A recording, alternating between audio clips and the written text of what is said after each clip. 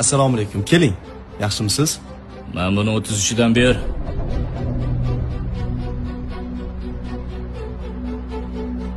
Bu troyka sifati juda ham zo'r. Narxi 450 ming.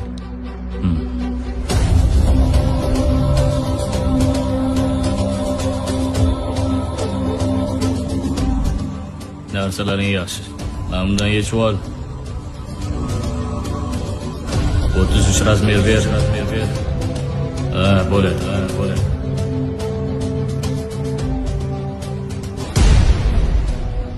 Tushunmadim. Itga itdek muomala qilmasang, o'zini arslonman deb o'ylarkan.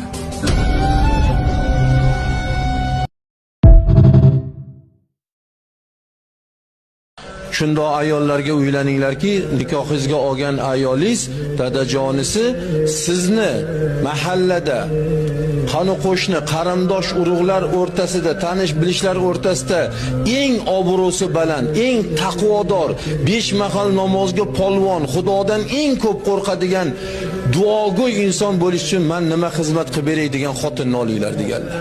Dadajonisi oilamizni islomiy oila bo'lishligi uchun, farzandlarimizni xudojo'y, Xudodan qo'rqadigan, odobli, Qur'on yodlaguvchi, qori bo'lmoqligi uchun men nima xizmat qilib beray degan xotinlarni nikohiga olinglar deganlar.